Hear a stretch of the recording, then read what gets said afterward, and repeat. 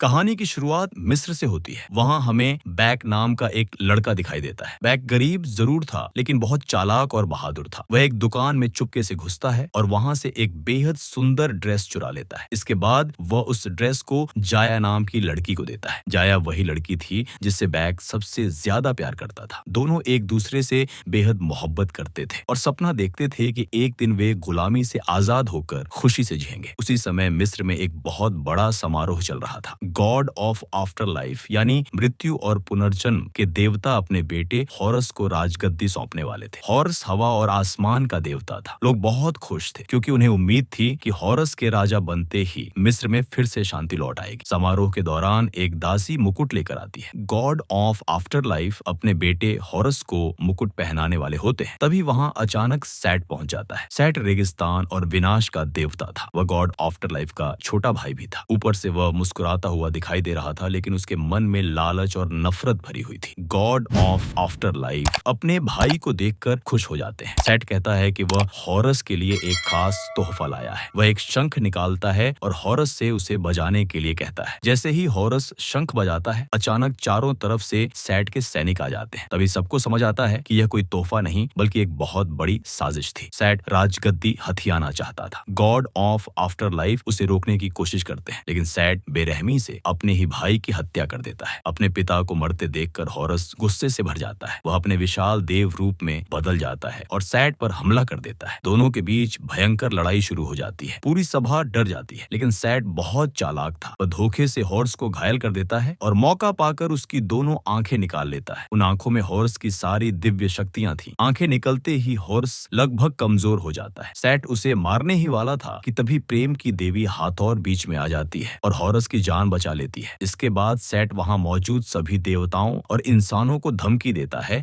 कि या तो सब उसके आगे झुक जाएं या फिर मौत के लिए तैयार रहें। डर के कारण सभी लोग उसके सामने सिर झुका देते हैं। उसी पल से सेट मिस्र का नया शासक बन जाता है। इसके बाद हमें मिस्र की हालत दिखाई जाती है। पहले जहां खुशियां थीं, अब वहां हर तरफ दुख, गुलामी और डर था। इंसानों के साथ जानवरों जैसा व्यवहार किया जा रहा था। लोग दिन रात मेहनत करते थे, लेकिन उन्हें बदले में सिर्फ दर्द मिलता था। जाया भी अब मिस्र के सबसे बड़े निर्माणकर्ता की गुलाम बन चुकी थी। एक दिन बैक उसके पास आता है। जाया उसे सैट के खजाने का नक्शा दिखाती है। वह बताती है कि अगर उन्हें सैट की गुलामी से आजाद होना है तो उन्हें हॉर्स की आंखें वापस लानी होंगी। वही आंखें हॉर्स को दोबारा शक्तिशाली बना सकती थी। बैक जाया के लिए अपनी जान जोखिम में डालने को तैयार हो जाता है। उसी रात वह चोरी छिपे सैट के खजाने में घुस जाता है। अंदर पहुंचते ही उसे पता चलता है कि वहां हर जगह खतरनाक जाल लगे हुए हैं। कहीं घूमते हुए ब्लेड थे, कहीं जहरीले तीर निकल रहे थे और कहीं जमीन टूट रही थी। लेकिन बैक अपनी समझदारी और हिम्मत से एक एक जाल पार करता जाता है। आखिरकार वह उस जगह पहुंच जाता है जहां हॉरस की आंख रखी हुई थी। आंख इतनी चमक रही थी कि पूरा कमरा रोशनी से भर गया था। लेकिन जैसे ही बैक आंख उठाता है, आखिरी जाल सक्रिय हो जाता है। बैक नीचे गिर जाता है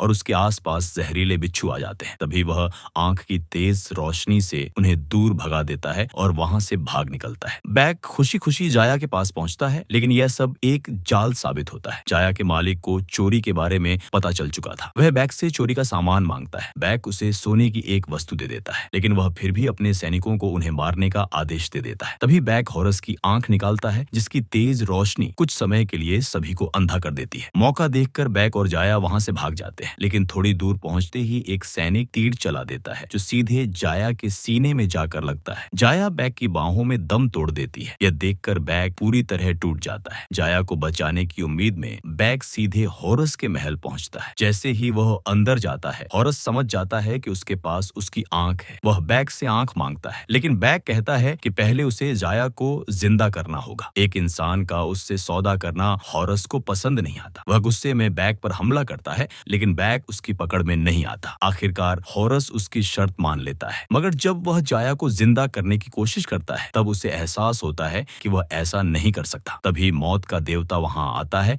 और जाया की आत्मा को उसके शरीर से निकाल लेता है। पुनर्जन्म पाने के लिए जाया को सोना देना जरूरी था, लेकिन उसके पास कुछ भी नहीं था। इसलिए मौत का देवता उसे मृत आत्माओं की दुनिया में ले जाता है। यह देखकर बैक गुस्से में आ जाता है और हॉरस को आंख देने से मना कर देता है, लेकिन हॉरस उसे पकड़ लेता है और अपनी आंख वापस ले लेता है। फिर वह दूसरी आंख के बारे में पूछता है। बैक बताता है कि दूसरी आंख सेट के पिरामिड में है, जहां उसकी सारी शक्तियों का स्रोत भी मौजूद है। बैक कहता है कि वह हॉरस को वहां तक पहुंचा सकता है। बदले में हॉरस वादा करता है कि राजा बनने के बाद वह जाया को वापस लाने का कोई रास्ता जरूर निकालेगा। उधर सैट को पता चल जाता है कि उसके खजाने से हॉरस की आंख चोरी हो चुकी है। वह तुरंत हॉरस के महल पहुंचता है। वहां उसे हॉरस नहीं मिलता, लेकिन जाया का छिपाकर रखा हुआ शव जरूर मिल जाता है। इसके बाद हॉरस बैग को लेकर अपने दादा सूर्य देवता रा के पास मदद मांगने जाता है। वे एक विशाल पहाड़ी पर पहुंचते हैं जहां से रा पूरे ब्रह्मांड की रक्षा करते थे। वहां एक बहुत बड़ा गोलाकार रिंग बना हुआ था। हॉरस उसमें बैठकर अपने दादा से मदद मांगता है और थोड़ी देर के लिए उसकी शक्तियां वापस आ जाती है। हॉरस और बैग सूर्य देवता के पास पहुंचते हैं। दरअसल वे वहां से एक जादुई पानी लेने आए थे। उसी पानी से सैट के अग्निकुंड को बुझाया जा सकता था। वही अग्निकुंड सैट की ताकत का सबसे बड़ा स्रोत था। तभी अंधेरे का एक विशाल राक्षस हमला कर देता है। सूर्य देवता अपनी शक्तियों से उसे पीछे धकेल देते हैं। इस लड़ाई के बाद सूर्य देवता हॉरस को जादुई पानी ले जाने की अनुमति दे देते हैं। हॉरस और बैग पानी लेकर वापस धरती की ओर लौटते हैं, लेकिन जैसे ही वे धरती के करीब पहुंचते हैं, हॉरस की शक्तियां फिर चली जाती हैं और दोनों नीचे गिर पड़ते हैं। तभी सैट के सैनिक उन पर हमला कर देते हैं। हॉरस बिना शक्तियों के भी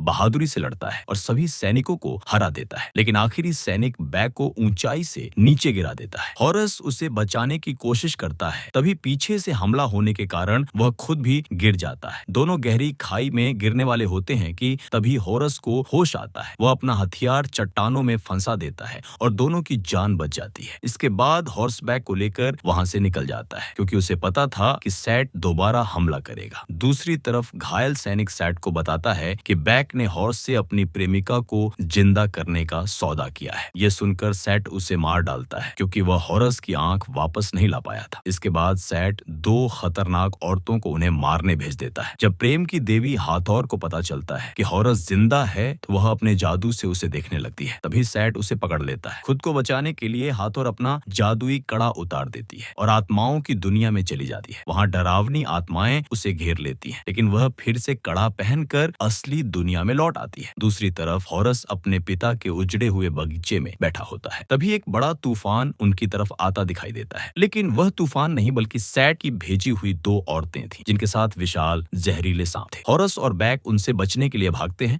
लेकिन सांप उन पर हमला कर देते हैं। दोनों दीवारों के पीछे छिप जाते हैं और मिलकर योजना बनाते हैं। वे एक सांप को नीचे गिराने में सफल हो जाते हैं। तभी प्रेम की देवी वहां पहुंचती है और अपने जादू से दूसरे सांप को खुद को जलाने का आदेश देती है। सांप वहीं जलकर मर जाता है। इसके बाद सभी लोग एक सुरक्षित जगह पर पहुंचते हैं। वहां बैग बताता है कि उन्हें सैट के पिरामिड में जाकर उसकी शक्तियों वाले अग्निकुंड को बुझाना होगा, लेकिन प्रेम की देवी उन्हें चेतावनी देती है कि वहां एक खतरनाक दानव पहरा देता है, जो पहेली पूछता है। अगर जवाब गलत हुआ तो वह उन्हें मार देगा। इसलिए सभी बुद्धि के देवता थोथ के पास जाने का फैसला करते हैं, ताकि वे उसकी मदद से उस दानव की पहेली का जवाब दे सकें। रास्ते में प्रेम की देवी बैग को अपने जादू से वश में करने की कोशिश करती है, लेकिन असफल रहती है। वह सिर्फ उन्हीं लोगों को वश में कर सकती थी जिन्होंने कभी सच्चा प्यार नहीं किया हो। बैग उसे जाया के बारे में बताता है और कहता है कि वह उसे हर हाल में वापस लाए। थोड़ी देर बाद सभी थोथ के पास पहुंचते हैं। पहले तो थोथ उनके साथ जाने से मना कर देता है, लेकिन बैग चालाकी से कहता है कि वह दानव से कह देगा कि थोथ उससे डरता है। अपनी इज्जत बचाने के लिए थोथ उनके साथ चलने को तैयार हो जाता है। जाते समय प्रेम की देवी हॉरस से कहती है कि उसने बैग से झूठ बोला है, क्योंकि कोई भी देवता किसी मरे इंसान को वापस नहीं ला सकता। हॉरस कहता है कि अगर बैग की मदद नहीं ली जाती तो वे सब मर जाते। आखिरकार सभी सैट के विशाल पिरामिड तक पहुंच जाते हैं। उसकी दीवारें लगातार हिल रही थीं। बैग सबसे पहले अंदर जाता है और अपनी जान जोखिम में डालकर घूमते हुए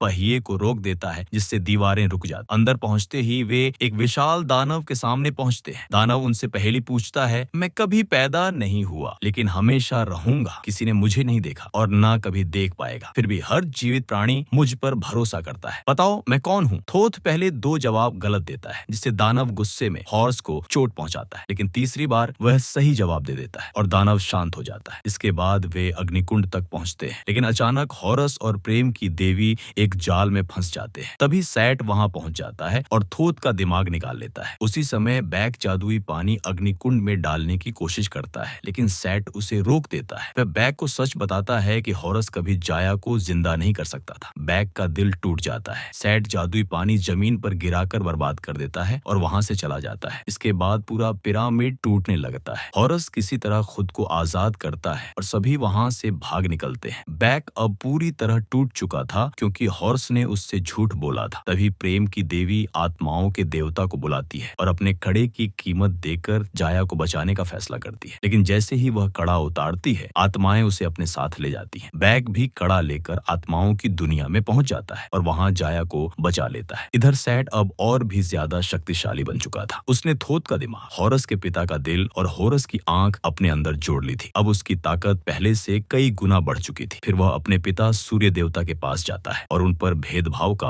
आरोप लगाता है। गुस्से में वह अपने पिता की हत्या कर देता है और उनका दिव्य हथियार अपने कब्जे में ले लेता है। अब अंधेरे के राक्षस को रोकने वाला कोई नहीं बचा था। बैक असली दुनिया में लौटकर हॉरस को सब कुछ बता देता है। दोनों मिस्र पहुंचते हैं जहां अंधेरे का राक्षस सारा पानी पी रहा था। अगर वह सफल हो जाता तो पूरी दुनिया खत्म हो जाती। हॉरस और बैक सबसे ऊंची इमारत पर पहुंचते हैं जहां सैट मौजूद था। रास्ते में निर्माणकर्ता बैक पर हमला करता है, लेकिन बैक अपनी चालाकी से उसे नीचे गिरा देता है। ऊपर पहुंचकर हॉर्स और सैट के बीच अंतिम युद्ध शुरू होता है। सैट ज्यादा शक्तिशाली था क्योंकि हॉर्स के पास उसकी पूरी ताकत नहीं थी। वह हॉर्स का हथियार तोड़ देता है और उसे मारने वाला होता है कि तभी बैक वहां पहुंच जाता है। लड़ाई के दौरान बैक सैट के कवच से हॉरस की आंख निकाल लेता है। सैट उसे दूर फेंक देता है, लेकिन गिरने से पहले बैक आंख हॉरस की तरफ उछाल देता है। अब हॉरस के सामने दो रास्ते थे, अपनी आंख लेकर बदला लेना या बैक की जान बचाना। हॉरस बदले की जगह बैक की जान बचाने का फैसला करता है। यही वह पल था